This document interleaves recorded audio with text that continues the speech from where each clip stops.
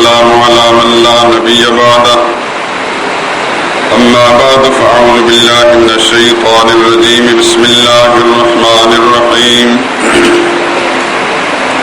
لقد جاءكم رسول من أنفسكم عزيز عليه ما عنتم حريص عليكم بالمؤمنين رؤوف رحيم فإن تولوا فقل حسبي الله لا إله إلا هو عليه توكلت وهو رب العرش العظيم. لوگوں تمہارے پاس تم ہی میں سے ایک رسول آئے ہیں. تمہاری تکلیف ان کو گراں معلوم ہوتی ہے اور تمہاری بھلائی کے بہت خواہش مند ہیں اور ایمان والوں پر نہایت شفقت کرنے والے اور مہربان ہیں. سو اگر یہ لوگ پھر جائیں اور نہ مانے تو کہہ دو کہ اللہ مجھے کافی ہے، اس کے سوا کوئی عبادت اور پکار کے لائق نہیں. اسی پر میرا بھروسہ ہے، وہی عرش عظیم کا مالک ہے. سبحان ربک رب العزت عما یصفون وسلام علی المرسلین والحمد للہ رب العالمین. بزرگان محترم، برادران عزیز، پچھلے چند ہفتوں سے جمعے کے باقاعدہ نمازی حضرات اس بات سے پوری طرح آگاہ ہیں کہ ہم نے ایک مضمون سرور کائنات حضرت محمد مصطفیٰ صلی اللہ علیہ وسلم کی حیات طیبہ اور سیرت مقدسہ کے بارے میں شروع کیا ہے. عام ڈگر سے ہٹ کر اس دفعہ میں نے یہ پروگرام بنایا کہ حضور اکرم صلی اللہ علیہ وسلم کی ذات اقدس کا تعارف کرانے سے پہلے آپ کا خاندانی تعارف، اس میں خاص طور پر آپ کے خاندان کے چیدہ افراد، ان کا تعارف بڑا ضروری ہے. آگے چل کر آپ کو اس کی حکمت معلوم ہوگی کہ ان لوگوں کا تعارف کیوں ضروری ہوا. ہم نے جب سے ہوش کی آنکھ کھولی ہے اور جس معاشرے کے اندر زندگی گزار رہے ہیں، اس معاشرے میں اعتقادی گمراہی اور فکری آوارگی بدستور موجود ہے. جو وقت گزرتا چلا جاتا ہے تو یہ احساس شدت کے ساتھ بڑھ رہا ہے. کہنے کو تو ہم مسلمان ہیں، لا الہ الا اللہ محمد رسول اللہ بھی پڑھتے ہیں، لیکن بہت سے ایسے مسلمان جو پکے نمازی ہیں، پنج وقتہ تہجد گزار بھی ہیں، چاہت اشراق پڑھنے والے، حج اور عمرہ کرنے والے، صدقہ و خیرات دینے والے بھی ہیں، لیکن اعتقادی طور پر، نظریاتی طور پر وہ بھی ایک ایسے دلدل میں پھنسے ہوئے ہیں کہ انہیں معلوم ہی نہیں کہ میرا عقیدہ کیا ہے. نہ وہ اللہ کی ذات کے بارے میں صحیح کچھ جانتے ہیں، نہ محمد مصطفیٰ صلی اللہ علیہ وسلم کی ذات کے بارے میں. ایک گول مول عقیدہ ہے. ہمارے مسلمانوں کی مجموعی حالت ایسی ہے.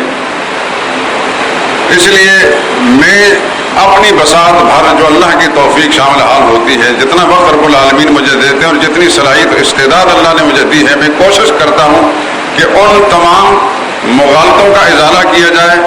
وہ تمام باتیں جو پردہ خفا کے اندر ہیں، دانستہ یا نادانستہ طور پر ان کو چھپایا گیا ہے، بیان نہیں کیا گیا، میں کوشش کرتا ہوں کہ ان کو بیان کیا جائے، کیونکہ ان کے بیان کرنے سے بہت ساری ایسی غلط فہمیاں یا عقائد کے اندر جو گمراہیاں آ چکی ہیں، ان کا ازالہ اور اصلاح ہو سکے گا. اس مضمون کو شروع کرنے کے ساتھ میں نے رسول اللہ صلی اللہ علیہ وسلم کا ایک ارشاد بار بار آپ کے سامنے رکھا تھا. یہ حدیث مسلم شریف کے اندر بھی موجود ہے اور ترمذی شریف کے اندر حدیث سیاست، تاکہ یہ دونوں معتبر کتابیں ہیں. ان اللہ اصطفیٰ من ولد ابراہیم اسماعیل واصطفیٰ من ولد اسماعیل بنی کنانۃ واصطفیٰ من بنی کنانۃ قریشا واصطفیٰ من قریش بنی ہاشم واصطفانی من بنی ہاشم. اللہ نے ابراہیم علیہ السلام کی اولاد میں سے اسماعیل علیہ السلام کو چنا اور اسماعیل علیہ السلام کی اولاد میں سے بنی کنانہ کو چنا اور بنی کنانہ میں سے قریش کا انتخاب فرمایا اور قریش میں سے اللہ نے بنو ہاشم کا اور بنو ہاشم میں سے اللہ تعالیٰ نے میرا انتخاب فرمایا. یہ حدیث ہے، اس کو ذہن میں رکھیے، آگے کے انشاءاللہ اس کے فوائد آپ کو معلوم ہوتے رہیں گے۔ رسول اللہ صلی اللہ علیہ وسلم پچھلے بیانات سے آپ کو معلوم ہوا قریشی ہیں، اور قریش میں سے ایک خاص شاخ جسے بنی ہاشم کہا جاتا ہے ان میں سے ہیں۔ رسول اللہ صلی اللہ علیہ وسلم ہاشمی ہیں۔ آپ کے دادا عبد المطلب کے والد کا نام ہاشم تھا، اس کی نسبت سے ہاشم کی جتنی اولاد ہے وہ سب ہاشمی کہلاتے ہیں۔ میں اگر اس اولاد کے سارے شجرہ نسب میں چلا جاؤں تو شاید کئی سال لگ جائیں گے حضور صلی اللہ علیہ وسلم کے سیرت طیبہ کے مضمون کی طرف آنے میں، اس لیے میں بہت سی چیزیں چھوڑ رہا ہوں، خاص طور پر جن چیزوں کا رسول اللہ صلی اللہ علیہ وسلم کی ذات کے ساتھ تعلق ہے انہیں کو بیان کرنے کی کوشش کروں گا۔ پچھلے جمعے اور اس سے پچھلے جمعے نے عرض کیا تھا کہ حضور اکرم صلی اللہ علیہ وسلم کے دادا عبد المطلب، جن کا اصل نام عامر تھا اور شیبہ بھی ان کا لقب تھا اور عبد المطلب بھی لقب ہے، اصل نام عامر تھا۔ عبد المطلب کیوں کہا جاتا ہے؟ در حقیقت ان کے والد ہاشم کا جب انتقال ہوا تو یہ اپنے ننیال میں تھے، چھوٹے سے بچے تھے۔ ان کے ایک چچا، ان کا نام تھا مطلب، ہاشم کے ایک بیٹے کا نام مطلب تھا، تو چچا ان کو جا کر اپنے ننیالی خاندان سے لے آیا اور اپنے ساتھ اونٹ کے پیچھے بٹھا کر، جیسے اس زمانے میں سواری ہوا کرتی تھی، مکہ معظمہ لے کر آیا۔ لیکن سفر کی صعوبتیں، کچھ میلے کچیلے کپڑے، ان کو دیکھ کر کسی نے پوچھا کہ یہ کون ہے یہ بچہ؟ انہوں نے کہا یہ میرا غلام ہے، لوگ پہچانتے نہیں ہوں گے۔ تب سے ان کا نام عبد المطلب بن گیا۔ بعد میں انہوں نے اپنے چچا کی شفقت اور مہربانی اور محبت میں جو پرورش پائی ہے، انہوں نے اپنے لیے عبد المطلب ہی منتخب کیا، یہ ان کا لقب بنا ہے، اصل نام عامر تھا۔ یہ رسول اللہ صلی اللہ علیہ وسلم کے دادا گرامی ہیں۔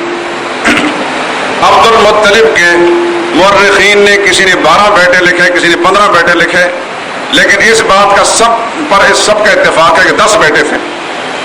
سب سے بڑے بیٹے کا نام حارث تھا اور سب سے چھوٹے بیٹے کا نام عباس تھا۔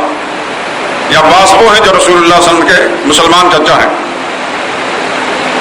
یہ بھی آپ کو معلوم ہونا چاہیے کہ حضور کے چچاؤں میں سے صرف 2 مسلمان ہوئے ہیں، سیدنا حمزہ رضی اللہ تعالیٰ عنہ اور سیدنا عباس رضی اللہ تعالیٰ عنہ۔ عبد المطلب کی باقی اولاد مسلمان، ان کو انہوں نے زمانہ اسلام کا اکثر نے تو پایا نہیں، اور جنہوں نے پایا ہے خاص طور پر ابو طالب اور ابو لہب، انہوں نے زمانہ اسلام پایا ہے۔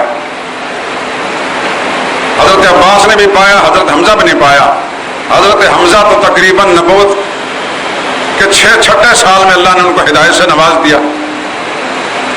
مکی زندگی میں 6 سالہ نبوت کے اعلان کو گزرے تھے کہ 6 سال میں حضرت حمزہ کو اللہ نے اپنی توفیق کے ساتھ اسلام کی دولت سے مالا مال کیا، لیکن حضرت عباس رضی اللہ تعالیٰ عنہ مکی زندگی میں مسلمان نہیں ہوئے۔ بدر کے میدان میں جو مشرکین نے رسول اللہ صلی اللہ علیہ وسلم اور آپ کے ساتھیوں کے خلاف محاذ آرائی کی تھی، بدر کا مارکہ ہوا تھا، تو اس بدر کے مارکے میں جہاں ابو جہل کی پارٹی کے اور لوگ آئے تھے مشرکین، ان میں حضرت عباس رضی اللہ تعالیٰ عنہ، اس وقت یہ مشرک تھے، یہ بھی رسول اللہ صلی اللہ علیہ وسلم کے مخالف فوج کے اندر آئے تھے۔ اور بدر کے اندر جیسے آپ جانتے ہیں کہ بہت سے کفار کو مسلمانوں نے قتل کیا، 70 کو گرفتار کیا، 70 کو جہنم رسید کر دیا، تو جو 70 گرفتار ہوئے تھے ان میں سے حضرت عباس بھی گرفتار تھے۔